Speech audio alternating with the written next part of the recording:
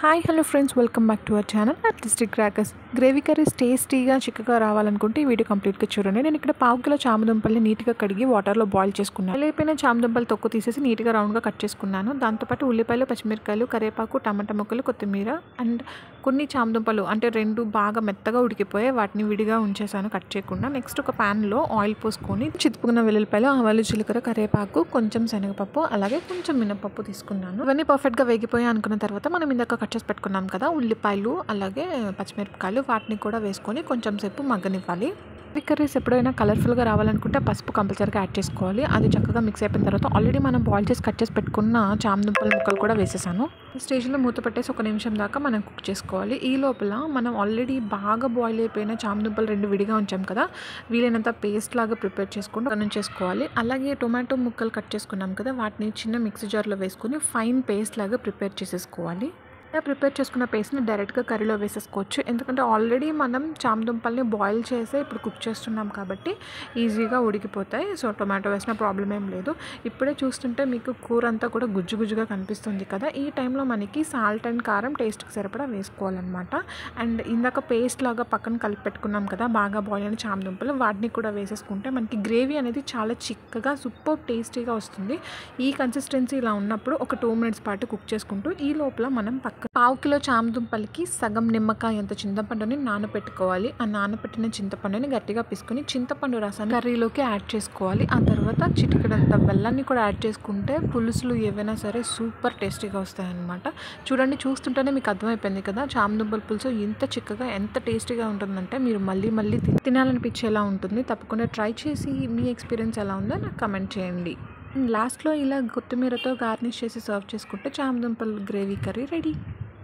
Next gravy కర్రీకి వెళ్ళిపోదాం. అదేంటంటే బెండకాయ దప్పలం ట్రై చేస్తున్నప్పుడు గ్రేవీ చిక్కగా మరియు టేస్టీగా రావాలనుకుంటే కనుక బెండకాయని మీడియం సైజ్ ముక్కలుగా కట్ చేసుకొని ఒక టొమాటో, 2 రెబ్బల కరివేపాకులు అలాగే ఒక హాఫ్ ఉల్లిపాయ, 2 పచ్చిమిరకాయలు, కంపల్సరీగా వెల్లుల్లిపాయలు కూడా తీసుకోండి. బెండకాయ వెల్లుల్లిపాయ కాంబినేషన్ చాలా బాగుంటుంది. స్టవ్ ఆన్ చేసి ప్యాన్ పెట్టుకొని ముందుగా తాలింపు అయితే వేసుకోండి. సో కొంచెమే ఆయిల్ యూజ్ చేయండి, ఎక్కువ ఆయిల్ యూజ్ చేస్తే టేస్ట్ అంత బాగోదు. దానిలోకి ఆవాలు, జీలకర్ర, చితిపిన వెల్లుల్లిపాయలు అలాగే కొంచెం మినపప్పు, కొంచెం శనగపప్పు వేసుకోండి. అండ్ కరివేపాకు యాజ్ యూజువల్ అనమాట.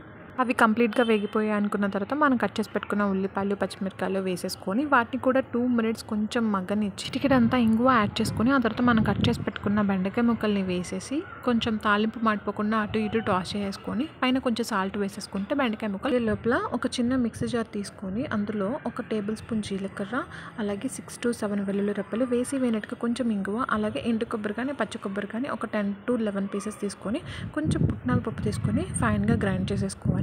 ఒక ఎయిర్ టైట్ గ్లాస్ జార్లో దీన్ని 1 month దాకా కూడా స్టోర్ చేసుకోవచ్చు. ఈ ప్రిపేర్ చేసుకున్న పౌడర్ని మనం ఇప్పుడు బెండకాయల్లోకి చల్లేసుకోవాలన్నమాట. పౌడర్ అంతా కూడా బెండకాయ ముక్కలకి బాగా పట్టించేలాగా పైకి కిందకి టాస్ చేసుకోవాలి. అన్నీ బాగా మిక్స్ అయ్యాయి అనుకున్న తర్వాత ఒక 1/2 టీ స్పూన్ పసుపు వేసేసుకొని మళ్ళీ ఒకసారి టాస్ చేసుకొని మనం కట్ చేసి పెట్టుకున్న టమాటా ముక్కలు ఇలా పైన ఉంచితే వేడికి చక్కగా మగ్గిపోతాయి. కొంచెం మగ్గుతూ ఉండగా మళ్ళీ ఒకసారి పైకి కిందకి టాస్ చేసుకొని కావాల్సినంత చింతపండు రసాన్ని పోసుకోవాలి. సో మనం 1/2 కిలో బెండకాయలు తీసుకుంటే అందులో నిమ్మ బద్దంత చింతపండు నానబెట్టుకొని దాన్ని రసంలాగా ప్రిపేర్ చేసుకొని పోసుకోవాలి.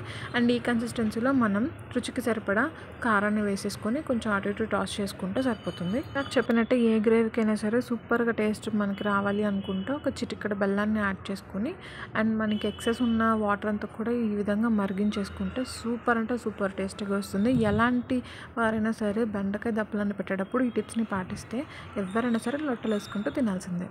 అయిపోయింది అనుకుంటే ఇలాగా ఫైనల్ టచ్ మనం కొత్తిమీరతో ఇస్తే ఆ కిక్కే వేరుంటుంది. తప్పనిసరిగా ట్రై చేసి మీ ఎక్స్పీరియన్స్ని కామెంట్స్ రూపంలో షేర్ చేసుకోండి. సాంబార్ టేస్టీగా రావాలంటే ఈ పిక్ని తప్పకుండా ఫాలో అవ్వండి. టొమాటోలు, గ్రీన్ పీస్ అలాగే ఉల్లిపాయలు, కొంచెం పెసరపప్పు, బాగా ముదిరిన ములక్కాయలు, కొంచెం చింతపండు అలాగే సాంబార్ ఉల్లిపాయలు, ఉప్పు, పసుపు, తగినంత కారం. కుక్కర్లో 5 విజిల్స్ రానివ్వాలి. ఈ లోపల తాలింపు వేసుకుందాం. కొద్దిగా ఆయిల్ వేసేసి వెల్లుల్లి రెబ్బలు, కరివేపాకు, జీలకర్ర, ఆవాలు అలాగే కొంచెం ఇంగువ అండ్ ఇంట్లో మిగిలిపోయిన కూరగాయలన్నింటినీ కొంచెం కొంచెం పోర్షన్స్లో తీసేసుకొని ఈ తాలింపులో మగ్గించాలి. అందుబాటులో ఉంటే సొరకాయని అస్సలు మిస్ చేయొద్దు. నెక్స్ట్ మనం ఉడకపెట్టుకున్న దానిలో నుంచి ములక్కాయలు, ఉల్లిపాయలు మాత్రమే విడిగా తీసి మిగిలినంత కూడా మిక్సీ జార్లో వేసుకొని ఫైన్ పేస్ట్గా వేసేసి మనం తాలింపులో వేసేసి కావాల్సిన వాటర్ పోసేసుకొని కొంచెం బెల్లం యాడ్ చేసుకొని ఈ సాంబార్ తిని చూడండి. ఎవరైనా సరే మీ సాంబార్కి ఫిదా అయిపోవాల్సిందే. లైట్గా పైన కొత్తిమీర చల్లుకోండి.